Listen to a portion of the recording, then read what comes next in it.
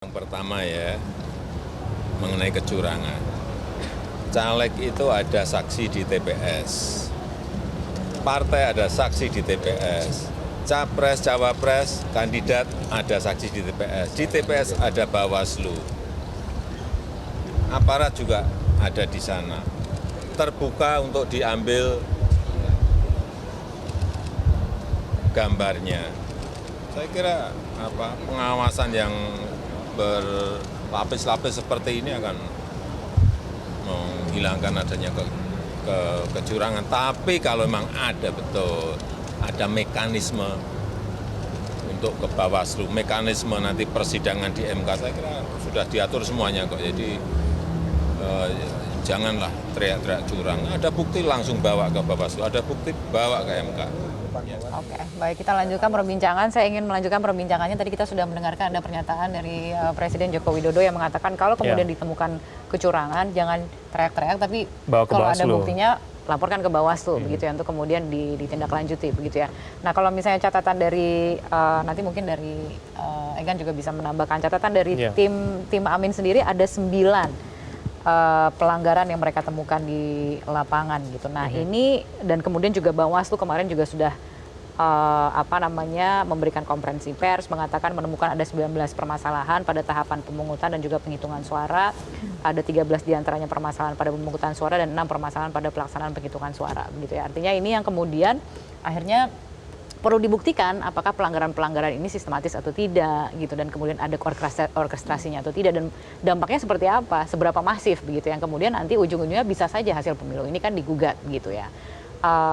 Pak Putu, kita bisa bicarakan nggak tahapan-tahapan yang menuju sampai ke sana itu akan seperti apa kira-kira? Iya, seluruh kemungkinan bisa saja terjadi, tetapi satu indikator awal yang ingin saya sampaikan adalah bahwa selisih antara 02, kalau kita bicara Pilpres ini, selisih antara 02 dengan 01 di peringkat kedua kan relatif agak jauh. Ya. Artinya peluang untuk punya potensi yang paling besar adalah, kalaupun bicara kuantitatif, makanya menggerus angka 02, di angka 7% berapa persen, lalu terjadi putaran kedua, sehingga dia muncul di angka 50% misalnya, di 02. Tapi untuk menuju ke sana, maka seluruh instrumen yang tadi sudah dilaporkan itu di semua tingkatan, baik di tim Amin, baik kemudian di 03, karena harus diverifikasi dengan baik, kemudian dikompilasi untuk dia dipilah mana yang bersifat kualitatif, mana yang bersifat kuantitatif. Saran saya, tadi di sesi tadi juga sudah saya sampaikan, bagaimana kedua tim ini segera membereskan seluruh dinamika itu, sehingga tidak semua tong sampah itu masuk ke Mahkamah Konstitusi. Apakah dia kemudian pelanggaran administrasi, apakah kemudian dia pidana pemilu, itu kan harus dibereskan. Mana yang ranahnya Bawaslu segera dibereskan, mana yang kemudian persoalan pidana segera dibereskan, mana yang persoalan etik segera dihukum di sidang DKPP, sehingga ketika nanti terjadi persidangan di Mahkamah Konstitusi relatif clear semua dan mempercepat proses persidangan. Pertanyaannya kemudian adalah, apakah mungkin kalau bisa dibuktikan oleh 01 dan 03 bahwa terjadi pelanggaran terstruktur, sistematif dan masif secara kualitatif yang berimplikasi terhadap kemudian suara signifikan secara kuantitatif, maka dalam kasus-kasus pilkada di berbagai daerah sangat mungkin bahkan terjadi diskualifikasi.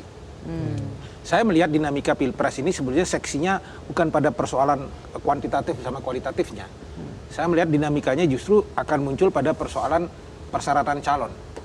Dengan fakta hukum yang sudah ada di KPP, kemudian menghukum KPU yang menyatakan dalam tanda kutip ada proses yang keliru dalam proses pendaftaran pasangan calon dari alur administrasi. Ada pelanggaran etika yang dilakukan. Ya, etika, tapi kan berbasis pada sikap profesional di bawah. Kemudian ketika berbicara soal MK juga sama, maka patut diduga bahwa pintu masuk soal keabsahan dari sisi yuridis masuknya Gibran sebagai calon wakil presiden dari dua dokumen ini akan menjadi isu seksi di Mahkamah Konstitusi. Artinya apa? Kalau ini kemudian jadi soal, maka ngeri juga kita. Jangan-jangan malah didiskualifikasi salah satu calon wakil presiden yang membuat punya potensi pemilu presiden ulang misalnya. Ini semuanya masih sangat terbuka. Bisa mungkin terjadi. Sangat mungkin dalam proses pilkada kan sudah terjadi itu diskualifikasi kandidat, malah kemenangan juga dibatalkan ketika kasus dulu Kota Waringin Barat, kemudian ada kasus di Gorontalo dan di beberapa tempat yang lain. Dengan situasi saya ingin mengatakan ini juga yang membedakan Pilpres 2019 dengan 2024. Ini kan dinamikanya kalau di Pilpres 2024 itu salah satu adalah proses pencalonan yang kemudian dan intervensi dari kekuasaan yang sangat kuat itu yang kemudian dicurigai mempengaruhi seluruh kualitas proses pemilu kita sekarang. Kalau dulu kan isu-isunya menyangkut masalah pembelahan, cebong, kampret, macam-macam begitu kan. Nah, syukurnya kita tidak terjadi pembelahan, tetapi kualitas proses pencalonan yang jadi masalah. Karena kalau dibuat urutan-urutan itu secara administratif memang akan jadi perdebatan hukum dia. Putusan MK 90 itu kalau nggak salah diterbitkan tanggal 16 Oktober. Oke. Kemudian pendaftaran pasangan calon tanggal 19 sampai tanggal 25. Verifikasi keabsahan dokumen itu juga dari tanggal 19 sampai tanggal 28. Artinya logikanya ketika proses pendaftaran ini terjadi tanggal 25 masih menggunakan regulasi yang lama, kalau tidak salah nomor 19 ya Mbak ya, PKPU 19. Itu masih menggunakan regulasi yang lama yang mensyaratkan umur 40 tahun. Nah, PKPU yang baru perubahan itu baru terjadi pada 3 November setelah seluruh proses perbaikan berkas ini selesai. Maka perdebatan hukumnya nanti akan terjadi di situ. Ketika persidangan di MK, apakah dengan serta-merta putusan MK itu tanpa perlu ada juknis KPU diubah sudah bisa menerima Gibran?